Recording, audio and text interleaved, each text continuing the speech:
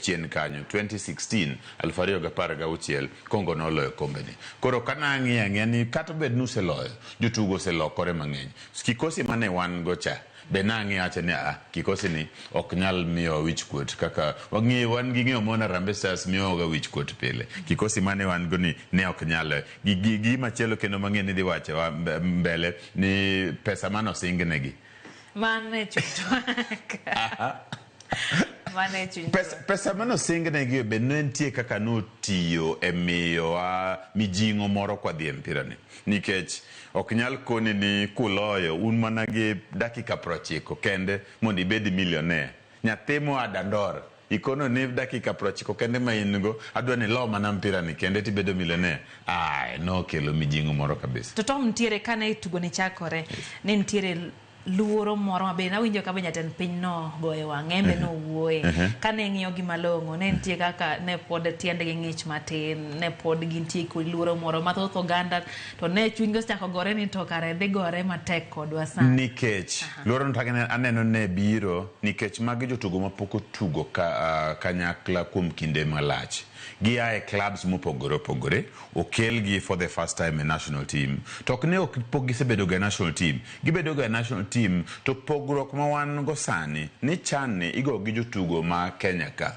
kwa gocho ga pile wang'iyo ni jogi biro luonge national team to pira wuon to gibi goyo ibo ketgi e bench kata ibo kete squad to keto gini koro gigo mpira nikech wagocho ga gi sana jotugo mwa oko olunga gini Brian Mandela gini ema biro to gocho koro for the first time ne wan jotugo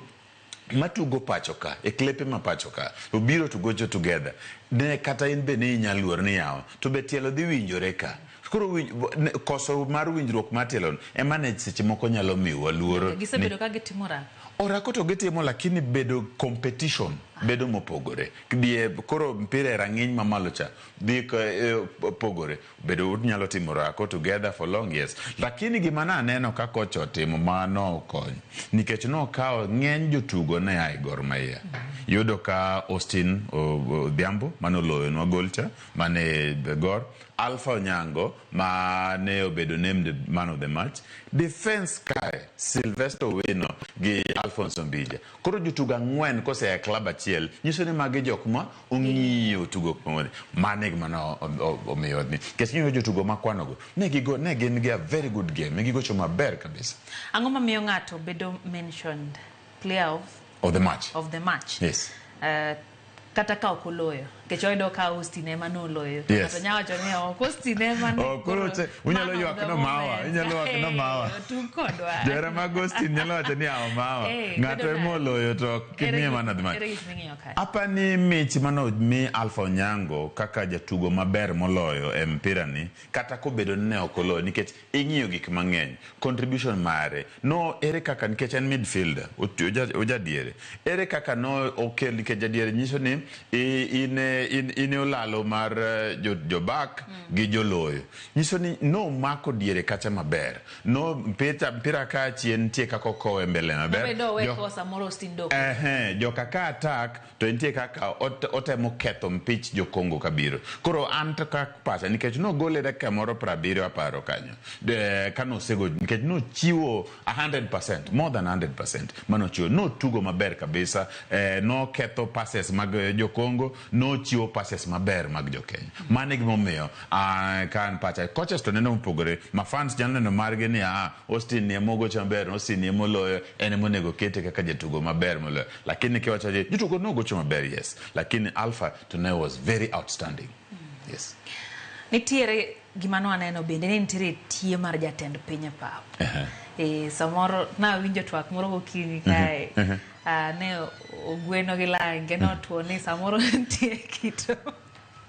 ntie kito mpira moro migoyo miluongo ni yura nena ka pachi moro senyisire ni ng'ato bet kata ne jatend piny obedo ka koro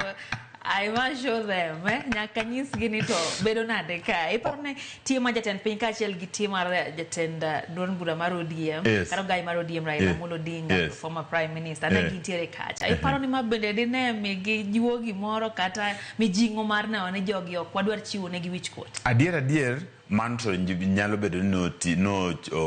ochiwo sama otimo its role kanyo nikech ka un kacha neno ka welo nitie okido kodo wi jatend piny gi wende to gap kama ni kelo cha ni pesa mano singne gini to ngama no singonu pesa be choni e pap kacha obiro gi welo udwano dog gi million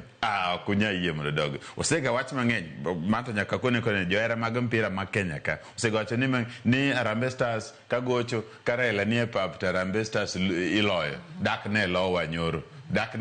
Raila ne nitie kacha koro nyiso ni moko seche moko galuoro moko ma onge msimamo onge tiegi koro nyoro ka nitie bedo mar jatend piny e pap kacha be apani no bedo gi contribution e miyo waloch manyoro cha to sana johera mag mpira no biro kar rombgi iwacho ni chan ni emwatiyogo ng'iyo ni ere kaka wanyalo host AFCON ng'eni maduong' mabiro en AFCON 2027 aluor nikech en 27 higa mawatime yiero to nyoro no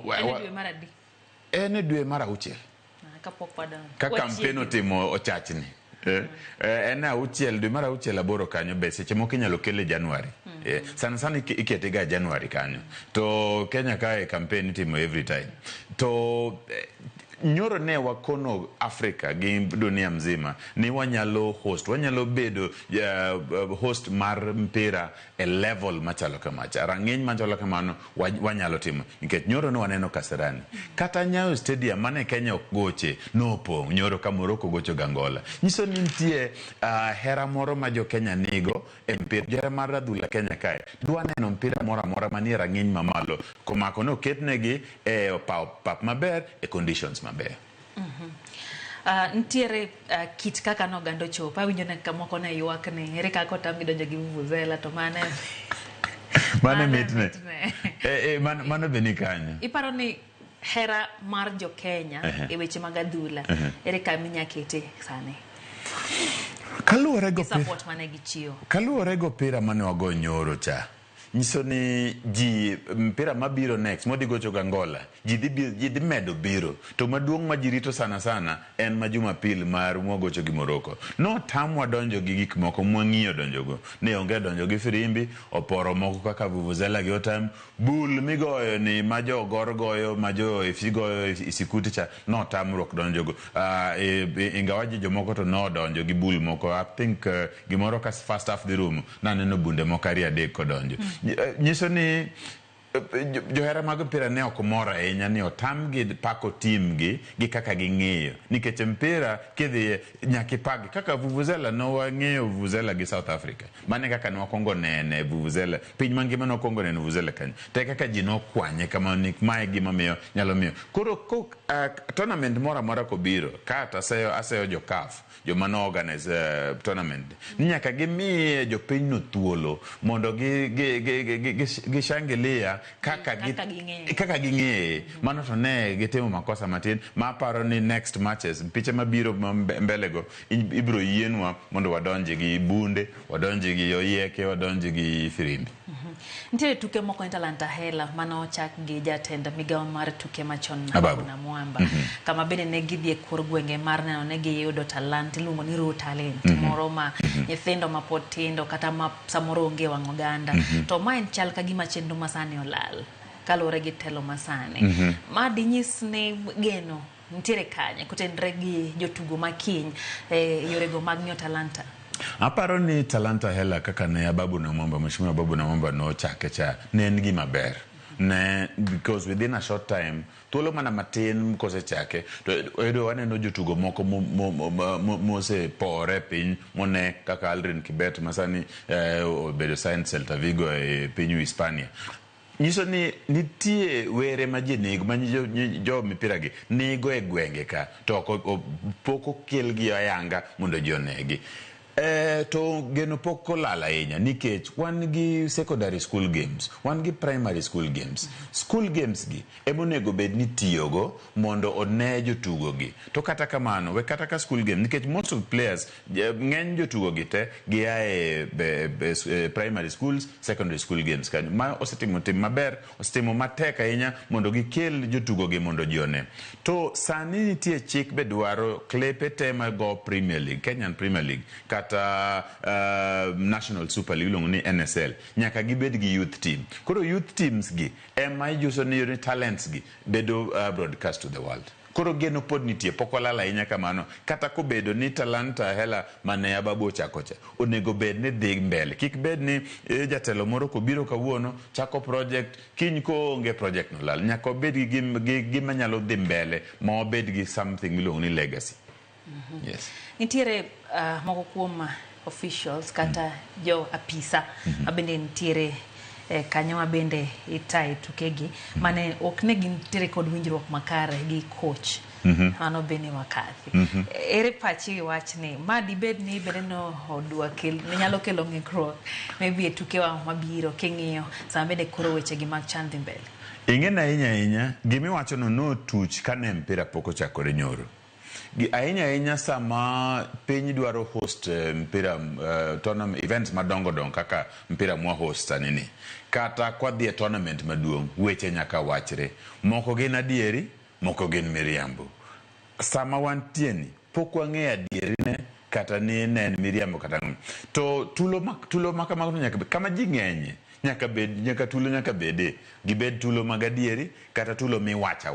mi hedha ni nitie to onge. Koro mago timo sama coach ma wendo kamano biro Kenya kae kata kamora mora nitie jomoko mane geto tije no mane ok oyudo. Koro jogo seche moko ni pok gi chango e chuny gi pok gi chango. Koro nyaka bed ni gikelo to okawuo on behalf of federation inyalo invite gi chieng' moro ka, lakini sani ka de ber ahinya de wan kaka oganda kaka johera mag adhula ma Kenya wabedo together wa support coach Benni McCarthy mondo gima waneno ni kapo ni wanyalo chope atua mambele dibed maber nikech mpira ma next en Angola. Koro focus wate onego bed Angola kata ka kipacha million chakik ne bi kawuono ndo weya jo million wabi wayude bang okunnegi nikech bang Angola ka million moro donjo wadhi chopo Morocco kacha tapani nya bedo 500,000 kapar konya donje million lakini wanya chodo 100,000